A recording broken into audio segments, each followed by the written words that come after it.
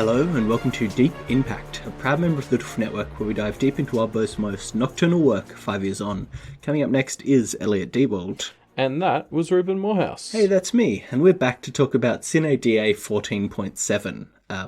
So this chapter begins with Corvidae throwing that mirror, or continuing that mirror from last chapter, and we see it kind of in slow motion. I mean, it's not really in slow motion, but I pictured it in slow motion, kind of flying towards the nearest trees. And as it does, Blake just kind of thinks about how bad this is about to get.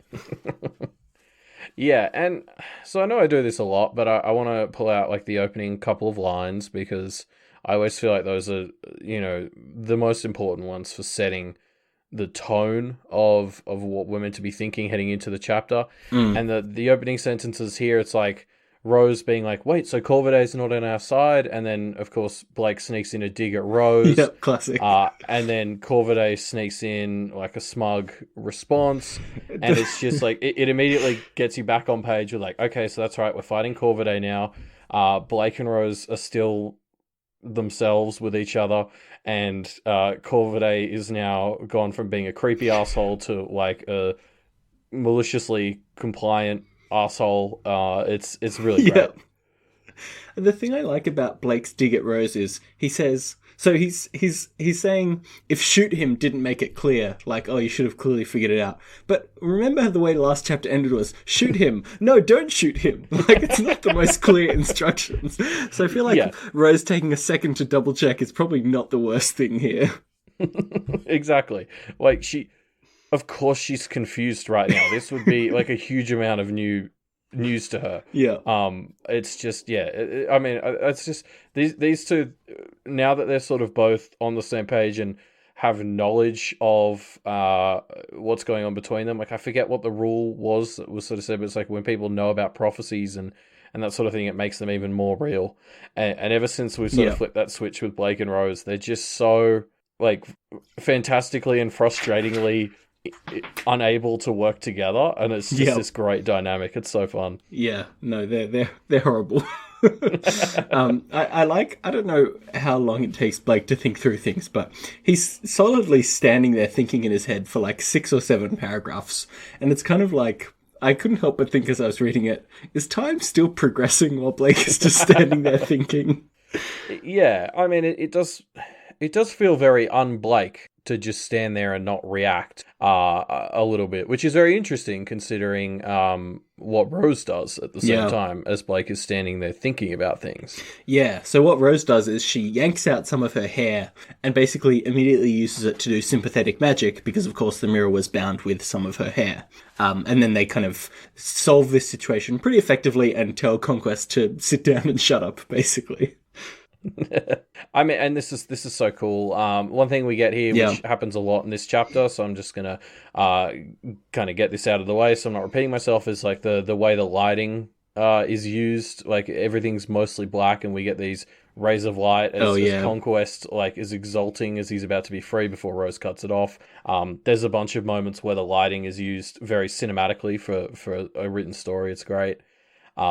But obviously, I mean, the big thing here is Rose uses what we kind of have seen as Blake's signature magic, in the recent past. I mean, it feels a lot longer ago than it was that this was his signature move. Yes. And she also is disfiguring herself in the process. Like, it's one of the most Blake moves we've seen in the story from not Blake. Yeah, and I really liked it because this is, Blake became all about this sympathetic magic for a solid, 4 to 6 hours last night or something. And then he hasn't used it at all since he got his tree body, right? But, and I think that's very interesting. I think, we'd kind of remarked on he hasn't been doing that. He's been adopting a different style lately. And now we see that Rose has picked it up, and it feels very much like this push and pull between them. Blake has just lost the sympathetic magic, and now it's Rose's, which I really love. Yeah, like it's interesting how I think we even used to back in Toronto talk about how it sometimes felt like things were like flickering between them, and this, you're right, this does feel like that, and it'll be interesting if we get to learn a bit more about how that works. Like, if Blake sort of gives up a skill, how does that sort of move to Rose or whatever? But it's just it it feels very much like the story is trying to tie them together a bit here, and just remind us that these two are yo-yoing at times. Like we've had so much of Blake's POV, and we've seen how inconsistent he often is. Like, or I don't know if inconsistent's the right word, but he gets hyper focused on doing one type of thing and acting in a certain way, and then in response to events will kind of pivot. And I just wonder, is like, if we had Rose's point of view for all these same time periods, like, I wonder how much more sense all these shifts might make as the two of them respond and adapt, and things sort of shift and move between them as one doesn't want them anymore. Yeah. Like, you can just imagine, like, Rose and Alistair having a conversation as Blake makes some big revelation about himself. Rose's whole demeanor just changes because, like, Blake's discarding bits of himself that end up in Rose. Yeah, it's interesting. I wonder how much Rose has actively noticed that while she and Blake have been away. Like, yeah, she wasn't there when Blake, took the tree body, for example, right? So I wonder what it felt like for her when Blake did that. Surely that was a big enough change to register something. Well, I mean, but this is the girl who's still like sharing origins with Blake. There's every chance that she hasn't noticed at all, and it's like Alistair and the poor people around her who have to deal with these, like what they would perceive as just wild mood swings or something. Yeah. But it's actually a response to stuff that's going on with Blake. Yeah, interesting. I wonder what that feels like. It must be so strange. And Rose just would sort of barely register it, maybe. Like, I don't know. We honestly, I don't feel like we know enough about her, which seems crazy to say because, like, she's been so in this book, but like, we haven't really been in her head, so it's hard to know what her thought processes are like. And anytime we do see her, it's often coloured by Blake's perception of her, which is warped at best. yeah, exactly. And even our own. I mean, the first 7 arcs of the book, she lied to us as much as Blake, so it's hard to know what was genuine from back then and what wasn't. Yeah. So is Corvidae a Bahame? Because he is so smug nowadays. Like, he keeps doing this dick thing where he's like, what? I'm helping, guys, I'm helping. While he is obviously screwing them over. And I don't know what he expects. Like, everyone can clearly see that he is not helping.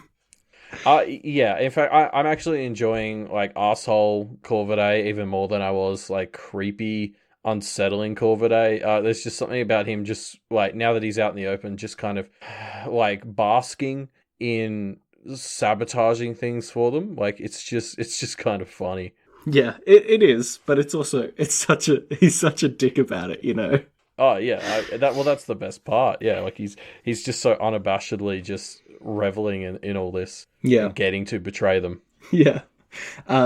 So yeah, with Corvidae, hibernating and Mara surrounded with guns, they're in a pretty good position. But Mara seemingly is unfazed. She gives a bit of a speech about how she's going to horrifically torture them, and then she points at one of the knights and says, "Die." And he does, which is terrifying. Yeah, this is so crazy. Like, you don't really see it coming, and we've had so much build-up of how powerful she is, and this just feels like a bit of a delivery of all that, where she can just point at people and tell them to die, and their body's like, yep, okay. Yeah, gotta do what she says. It's her forest. And then also she talks about, like, all that stuff she's going to torture them and what she's going to do there, and it sounds pretty awful. It's kind of like all the worst parts of being Evaned, basically. Yeah, it's like she's going to make her own little set of Evans, but not fun. Yeah, exactly. So yeah, one of the interesting things here to me is how big of a fan Blake is of the Knights of the Basement, right? Which I am too, obviously. But it's the kind of thing where, Blake has been doing some pretty horrifying shit lately, but it's nice seeing him have connections with these humans that he was so connected to and really, like, enjoying their presence. It gives us hope that there's still some Blake somewhere in there. Yeah, because you're right. There's like a number of separate beats where he just kind of gushes about how much he loves the Knights at various points. I'm really interested to sort of see a bit more about why they're coming back into the story now. Like, Blake is clearly so sort of in love with them, and like, I don't know, I feel like there's going to be some fun things to do there, playing off of how they're actually kind of affiliated with Rose now, and he's so different to, like, what he was before. Like, I don't know, I think there could be some really cool interactions coming up there. Yeah, again, it's the kind of thing where it's such a great way to contrast who Blake is with who Blake was, right? Like, when the Knights knew him, he was so completely different. Yes, in just about every way. Yeah. So I want to read out this little quote, because Mara is giving her little horrific villain speech, and then Blake and Rose kind of phase out, like they stop paying attention, and they just kind of have this little moment of looking at each other. And then Rose turns back to Mara, and it's this weird, it's like Mara is talking about basically the worst possible torture that she can inflict. But Blake and Rose are just like, yeah, we've heard all this before. Like, it could be worse. I hadn't noticed that, but when you pointed it out, like, I saw it. It's so perfect. Like, I love this. Like, Mara's doing her best, like, horrible villain speech, and that just kind of puts Blake and Rose in business mode. And just like, okay, yep, this is like their comfort zone in dealing with others. And I also want to read out this sort of fuller quote that comes just before that talks about sort of how the two of them start to interact as they both zone out and start circling Mara. So Blake thinks, I joined Rose in pacing around Mara. Part of the reason was to keep Mara roughly between us, though I was closer to the 2 o'clock position, while Rose was nearer to 6. The other reason was to keep a distance from Rose. The reason I wasn't slowing or picking up my pace to be the exact opposite was that I didn't have that accurate... is that I didn't want to have that accurate gun of Rose's pointed at me. And I mean, this is just the perfect summary of where these two are at right now. Like, they share an enemy. They're not quite on opposite sides. They're trying to work together, but they're at 2 and 6 o'clock because they don't quite trust each other. It works on so many levels. Like, I just love this as a neat image for what cooperation between Rose and Blake looks like right now, which is being out of sync opposites on the other side of an enemy. Yeah, you can perfectly sum up their relationship by saying not opposing, but not on the same side, right? Yeah, and that's exactly what they are here. It's a perfect image to sum them up. Yeah. So with this knight dying, Mara manages to slip away. She dodges some bullets, which she can do, which is crazy. And she also basically calls in her birds to block out all the light. And this seemingly in-hand situation quickly descends into chaos. Yeah, it's kind of, we had the cavalry arrive and it seemed like they were going to save the day, and then it gets to like just as bad as it ever was last chapter. It feels like that bit of the horror movie where the victims are being chased by the baddie and they have no way, like they're helpless and cut off and they can't defend themselves. Mara feels like the monster, or the monster from the movies. It's a bit of a nice inversion on sort of what Blake has been doing the last few arcs. It's very fun. Yes. And I think I mentioned a few chapters ago, I think it was in the chapter with the dragon in the alley, that I really liked it when these chapters descend into kind of flashes of chaos.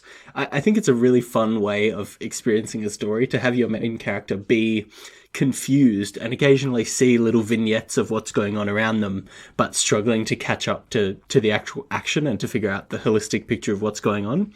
And that's exactly what this chapter descends into, and it's so much fun because Mara is basically playing this like one step ahead trickster demon thing, and Blake is just struggling to follow in her footsteps. Yeah, although in saying that, what Mara's done is basically made it so Blake just has to stumble around mostly in the dark and figure things out as he goes, which is like his MO in a lot of ways. Like that pretty much sums up how he's tackling the whole lordship contest, really. So unfortunately, it doesn't quite work out for her.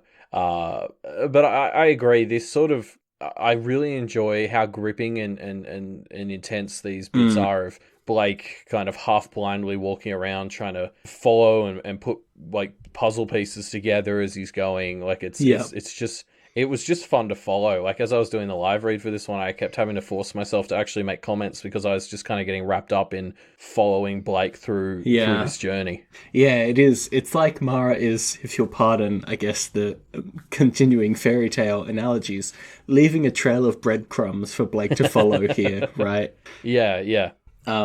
So yeah, Blake kind of deduces that Mara, now that she has one kill, she needs a second easy kill to gain momentum, and from there she'll get more powerful, and he kind of intuits that it will be Corvidae, and goes to where Corvidae was left to find him dead, basically. His broken bird body is lying dead on the ground. I love how I never even doubted for a second that she not only A, would have killed Corvidae, but B, he would have been like totally cool with it. Yeah. I love the way Blake kind of thinks Corvidae, and it's like, you think for a second, well, that doesn't make any sense, but it's so crazy that it's probably what she's done. Well, and once you sort of process the thought, you're just kind of like, yeah, I can see Corvidae being the kind of guy who's like, oh yeah, just kill me and I'll come back. It's cool. Like that makes sense. Yeah. Like others are so weird. I love it. So let's talk about the fact that Blake intuits this, because he's kind of thinking about it, and suddenly the name Corvidae just kind of springs into his head, right? And I think it's not just that. He sort of thinks it, and then there's like this reaction in his body that's kind of like, italicizes it in his head. He's kind of like, oh yeah, okay, that's something. Like it's not that he's fed the answers, but he's kind of given, like he's basically got a super lightweight tattletale power. Yes. And I think this is really interesting because we obviously have to think, where does this come from, right? Like, is this the Abyss being on side with killing Mara, which potentially is a pretty good idea because Mara's probably a pretty good get for the Abyss. Or is it like the human Blake, which we've seen kind of be represented by italics before? Or is it actually just Blake's intuition? Like, there's so many different ways of interpreting this. Yeah. I mean, Pact, all of the above. Yeah, totally. Blah, blah, blah. Yeah, I mean, I kind of see this as mostly a Blakeism. Like, I think intuition, going with your gut and everything, like Blake thinks on it here, this has always been his thing. It's probably been the most consistent aspect of his personality throughout this whole story.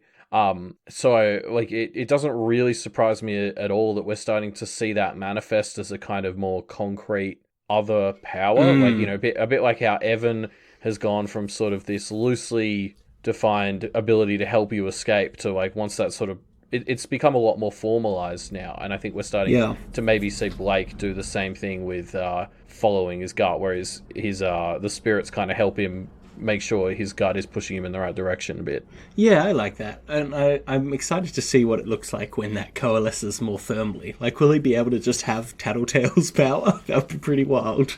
Yeah, I mean, it'll be interesting to see what he can and can't do with it. I mean, obviously, Evan has his limits, and it'll be interesting to find out what Blake's are. Yeah. So now that Corvidae is dead, Blake figures that next Mara may be going for the mirror, and he goes towards it and finds her footsteps following them to find Mara holding her hand to Alexis's throat. Oh, I was so tense here. Like, I completely bought into this. Yeah. I was like, no, not Alexis. Yeah, I think I did the first time as well. But Blake, we should know now that when Blake stumbles across a scene like this, it's a trap. Like, it's happened twice. The first time with the scene in the middle of the street with Sandra, and now this. It's just these tableaus are just a bit too manufactured. You should be able to sniff them out. Yeah, I mean, it's fun because Corvidae was there for the other one, so I think you can assume he maybe helped out with this one. Yeah. But they're so similar. The idea of an ally trapped in a circle. If this happens again within the next like arc or two, hopefully I'm gonna just immediately be like, I don't like this. This is very bad. But the problem is, now that we're expecting it, the third time is going to be a subversion, and Tiffany's actually going to die or whatever. Yeah, exactly. It's been too well flagged. Yeah. So Mara offers Blake a choice here, which is either kill himself or let Alexis die. And Blake actually turns to seemingly kill himself, but Mara kills Alexis anyway. Yeah, so it's basically a bit of a twist on the previous offer that Mara gave them, where it's like Blake can kill himself and she'll let Alexis go free. Yeah. Or he can kill Alexis and then she'll let him go free. Yeah. Basically, as long as Blake kills someone, one of them gets to go free. It's Mara loves this shit. Like, she's all for it. Apparently, and this is kind of crazy, right? Because when you think, a witch who lives in the forest and doesn't interact with people, you don't expect her to be so good at manipulation, right? But she really has just learned exactly how to push these buttons.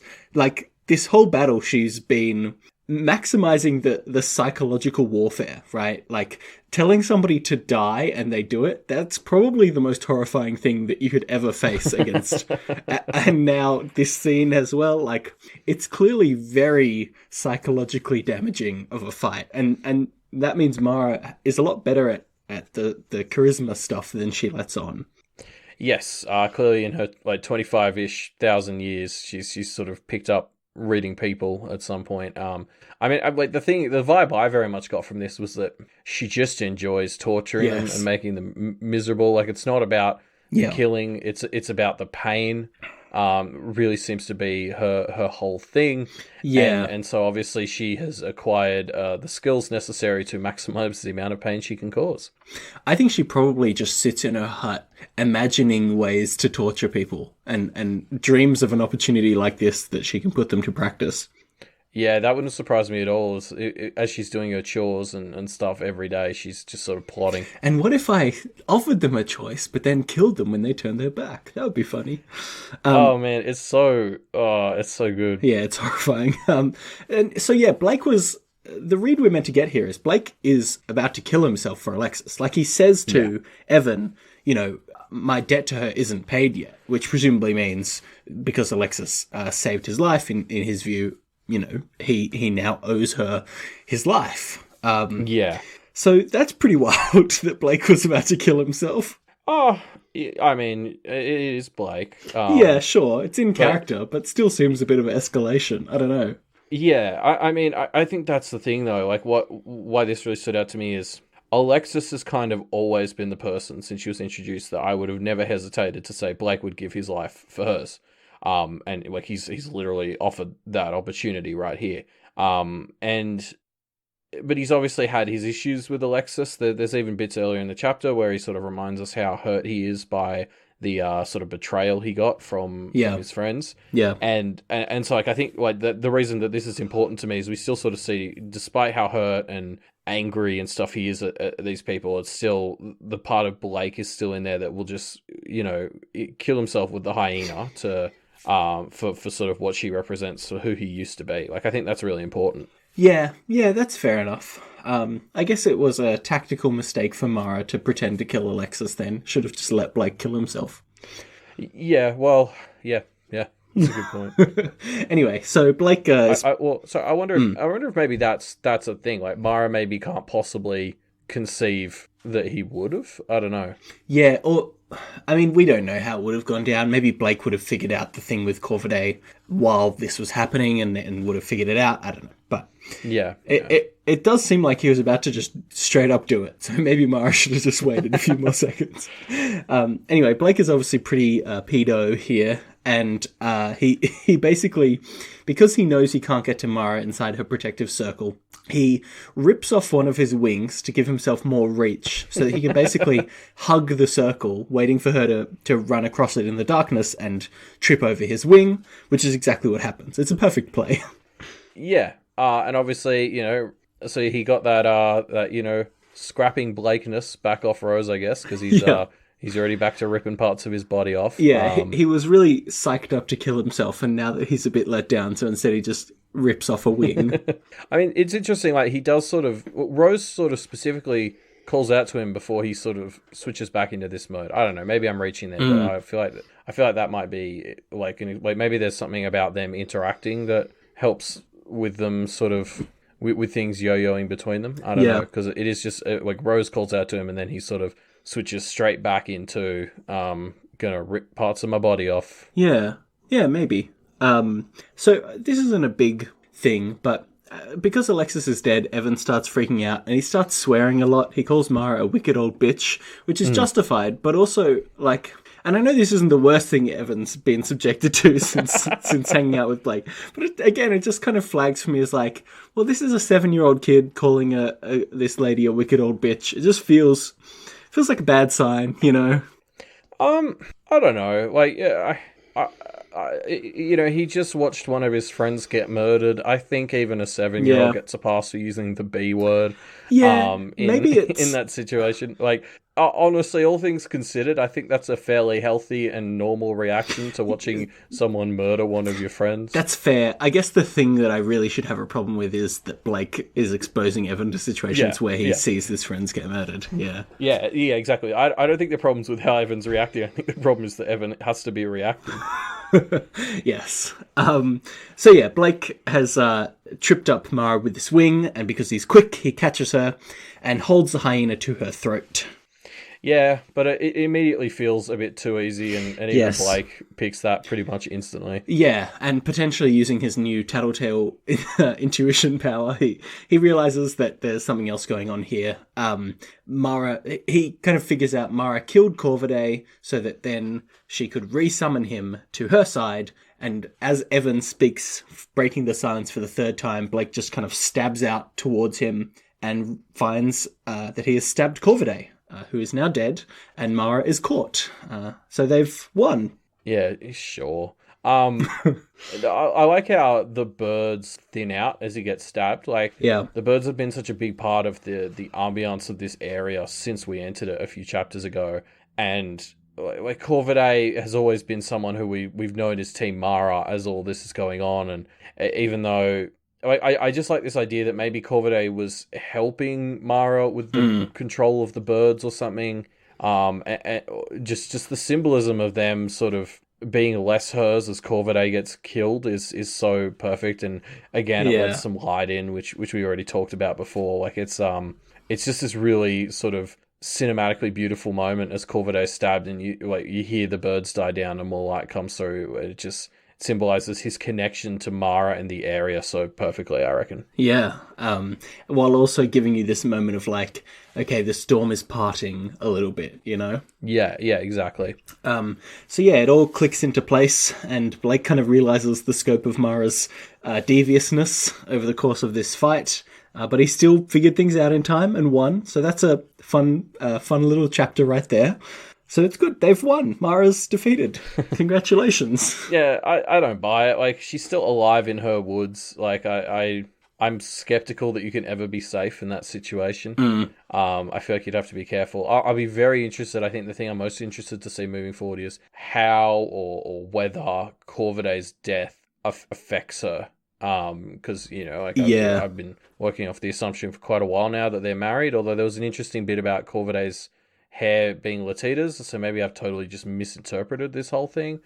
But I mean, maybe I'll get some proof either way, depending on how Mara responds to the fact that he's dead. Yeah, I mean, it's clear that they have some kind of connection, right? Yeah. Mara has been pretty unfazed by everything that's been happening so far, so maybe this will be the thing that finally phases her a bit, I guess.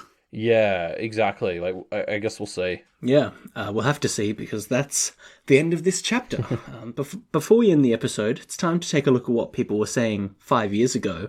Let's dive into some comments from the original audience 5 years ago. Yeah, what have you brought? I brought a comment by Underwhelming Force, and this comment was actually a response to a comment left by a user called Melmoth that said that leaving Mara alive, even for a little bit, could be a disaster, which is a fair kind of thing, you know? Obviously, you don't want to be the villain that monologues to James Bond. I mean, I guess that's basically what I just said. I was like, I don't trust it. Yes. Underwhelming Force makes an interesting point, though, that saying that Blake leaving Mara alive for a little bit here, and not just immediately murdering her when he gets the chance to, even when he thinks that Alexis is actually dead.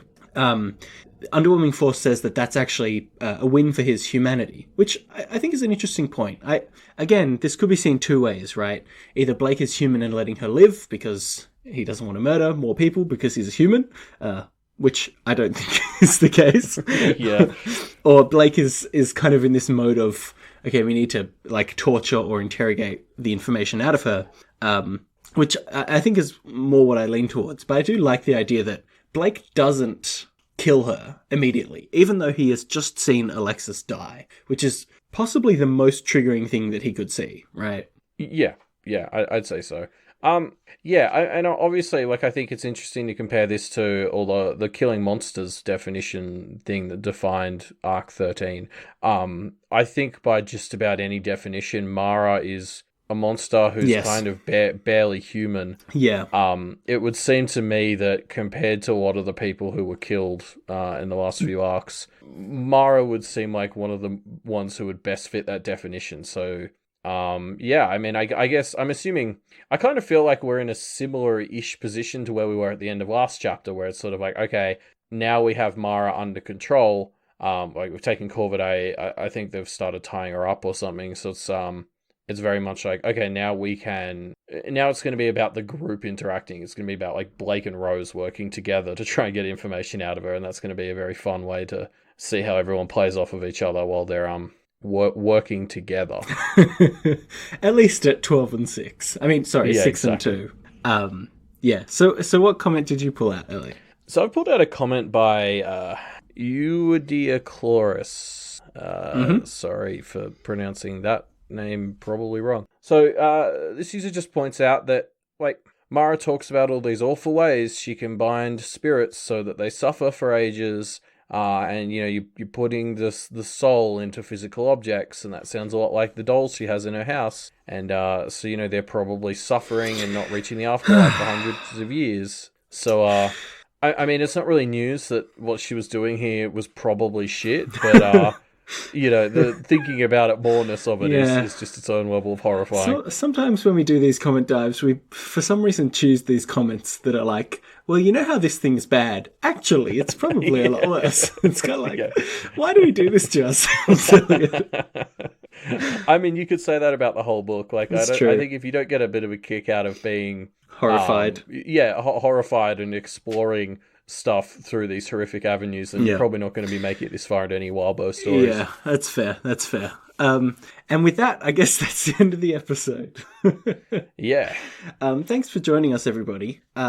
Remember, we don't have a discussion thread at the moment because we are planning to do a Q&A episode to round out the end of the year. So if you want to, please leave your questions for us in the discussion thread, which we link down below, and we will answer them in 14.10, I think it is. Yes, and in fact, but the thing is, because our recording schedule's a bit out of whack, it's like we'll be recording that about 2 days after this episode airs. Oh yeah, so, this is probably your last chance. Yeah, so you get those answers in quick smart if you want to get them to us, because we'll be recording that just after this episode airs. And if you don't want to submit those via Reddit, we've got the email mediamdpodcast@gmail.com. We're also on Twitter @mediamdpodcast. Yes.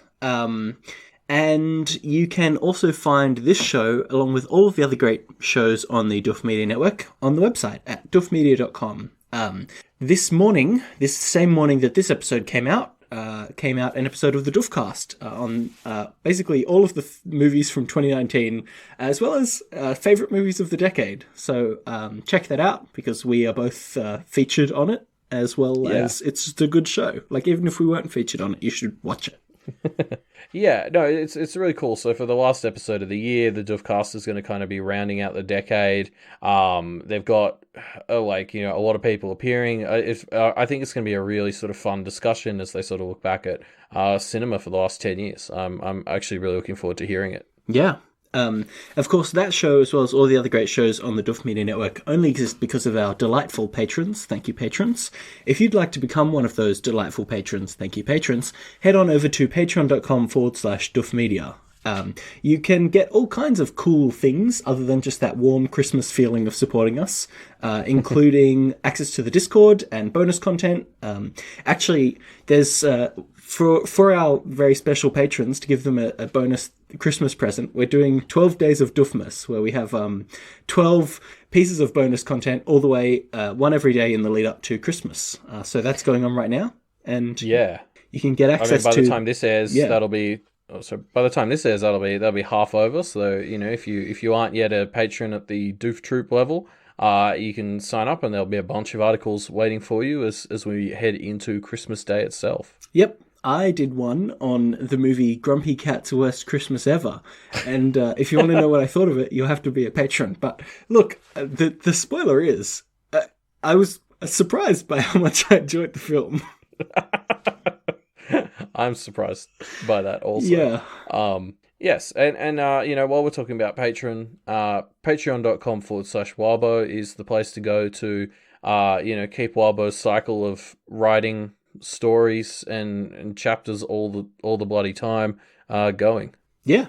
And speaking of chapters all the time, we have another episode coming out soon. That will be Sine Die 14.8 on Monday the 23rd, so we will see you then. See you then.